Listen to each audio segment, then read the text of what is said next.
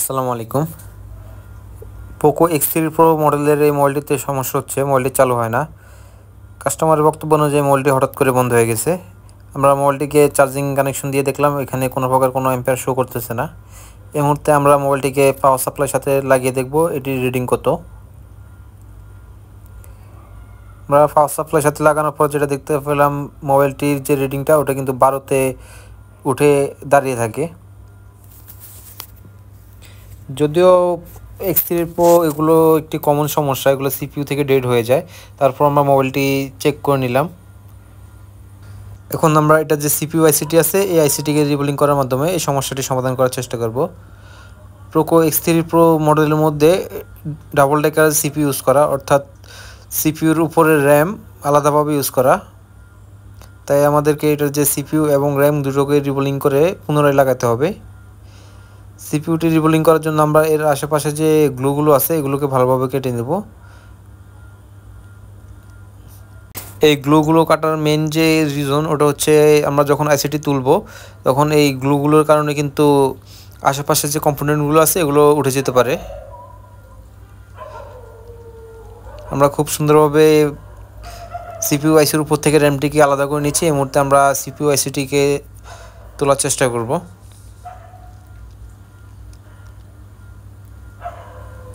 আমাদের CPU ICT motherboard থেকে খুব সুন্দরভাবে উঠে গেছে। এই মুহূর্তে আমরা মাদারবোর্ডের মধ্যে যে গ্লুগুলো এবং যে বাড়তি রাংগুলো লেগে আছে এগুলোকে ভালোভাবে ক্লিন করে নেব।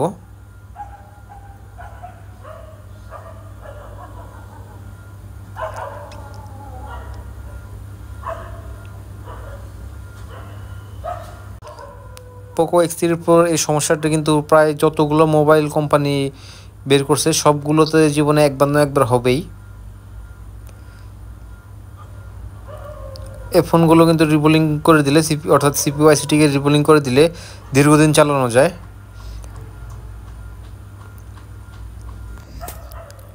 যদি আপনাদের ফোনও এই ধরনের সমস্যাগুলো হয় তাহলে চেষ্টা করবেন ভালো একজন টেকনিশিয়ান দ্বারা কাজ করানোর। অন্যথায় দেখা যায় অনেকেই আইসিগুলোতে হিট দিয়ে আইসিগুলোকে পুরো ড্যামেজ করে দেয়। তাই সবসময় চেষ্টা করবেন একজন ভালো টেকনিশিয়ানের দ্বারা এইসব কাজগুলো করানোর জন্য। আমরা মাদারবোর্ডটিকে খুব ভালোভাবে ক্লিন করে নিয়েছি। এই মুহূর্তে আমরা মাদারবোর্ডটিকে ভালোভাবে ওয়াশ করে নেব।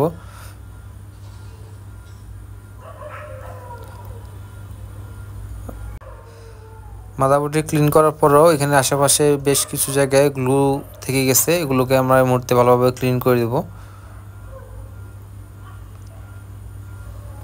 মাদারবোর্ড ক্লিন করার সময় যদি পুরোপুরি 100% ক্লিন না হয় তাহলে দেখা যাবে আমরা যখন আইসিটি লাগাবো তখন এই গ্লুগুলো যে কোনো বলের নিচে পড়ে বলটিকে ডিসকানেক্ট করে দিতে পারে। তাই আমাদের সুন্দরভাবে সবগুলো গ্লু খুব সুন্দরভাবে ক্লিন করে নিতে হবে। এই মুহূর্তে আমরা যে সিপিইউ আইসিটি আছে এই আইসিটিকে ভালোভাবে ক্লিন করে নেব। আমরা শুরুতে এই সিপিইউর উপরিভাগ অর্থাৎ যেখানে র্যাম ইনস্টল করা হয় ওই জায়গাটাকে ভালোভাবে ক্লিন করে নেব। এই জায়গাটা ক্লিন করার ক্ষেত্রে খেয়াল রাখতে হবে যাতে সবগুলো বল খুব সুন্দরভাবে ক্লিয়ারভাবে দেখা যায়। অনেক সময় দেখা যায় আমরা যখন সিপিইউর উপর থেকে র্যামটিকে আলাদা করি অনেকগুলো বল কালচে আকৃতির হয়ে থাকে। এতে করে আমরা যখন সিপিইউর আইসিটির উপরে র্যামটি ইনস্টল করতে যাই তখন র্যামের যে বলগুলো আছে এগুলো সুন্দরভাবে সিপিইউর সাথে ডিসকানেক্ট হয় না। এতে করে আমাদের কাজটি না হতে পারে। আমরা সিপিইউর উপরিভাগ খুব সুন্দরভাবে ক্লিন করে নিয়েছি। এই মুহূর্তে আমরা যে সিপিইউর বলগুলো আছে এগুলোকে ভালোভাবে ক্লিন করে নেব।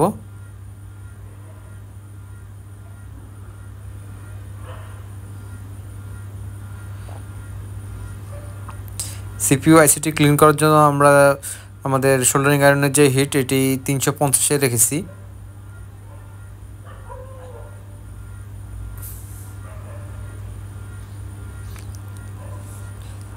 এই সিপিইউ আইসিটির মধ্যে অনেকগুলো ক্যাপাসিটর লাগানো থাকে। অনেকে আছে এগুলোকে রেখে কাজ করে, আবার অনেকে এগুলো ফেলে দেয়।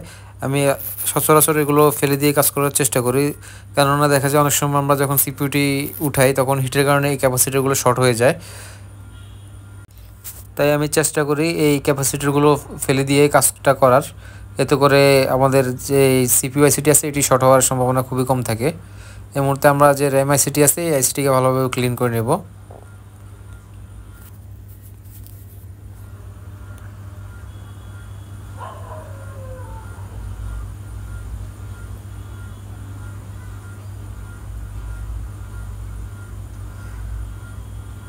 আমাদের র্যাম আইসিটিও ক্লিন করা শেষ। এখন আমরা সিপিইউ এবং র্যাম দুটোকেই সুন্দরভাবে রিভল করে নেব। সিপিইউ আইসিটি রিভল করার জন্য আমরা যে বল ফেস্টটি ইউজ করতেছি এটি হচ্ছে ওয়াইসিএস কোম্পানির 183°C বল ফেস্ট।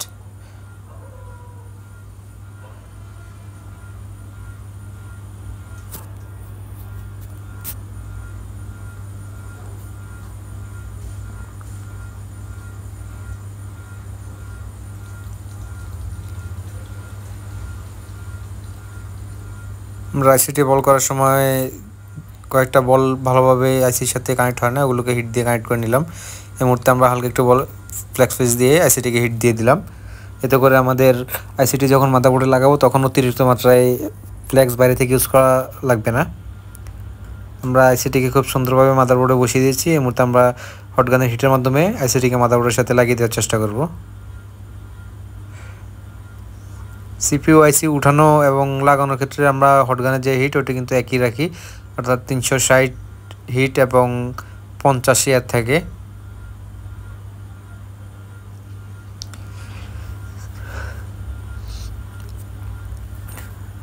আমরা সিপিইউ আইসিটি খুব সুন্দরভাবে মাদারবোর্ডে ইনস্টল করে দিয়েছি। এই মুহূর্তে আমরা যে র্যাম আইসিটি আছে এই র্যাম আইসিটিকে রিভল করে নেব।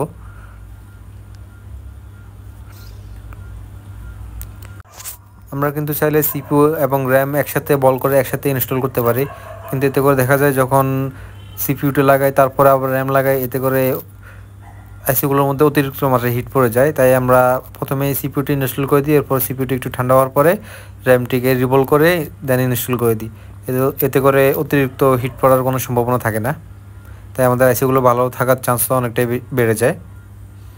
আমরা র্যামটিকে খুব সুন্দরভাবে রিভল করে নিয়েছি। এই মুহূর্তে আমরা সিপিইউ আইসিটির উপরে খুব সুন্দরভাবে র্যামটি ইনস্টল করে দেব।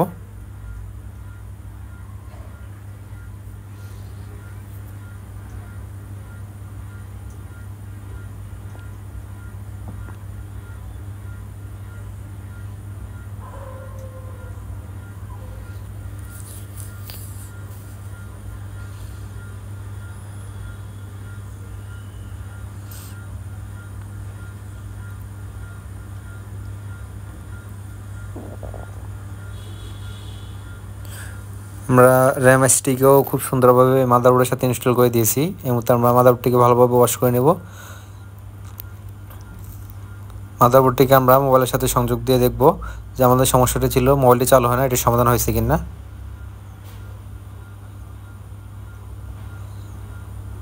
আলহামদুলিল্লাহ, আমাদের মোবাইলটিতে কিন্তু পোকো লেখার লোগোটি চলে আসছে। এই মুহূর্তে আমরা মোবাইলটি চালু করে দেখব মোবাইলটি পুরোপুরি চালু হয় কিনা।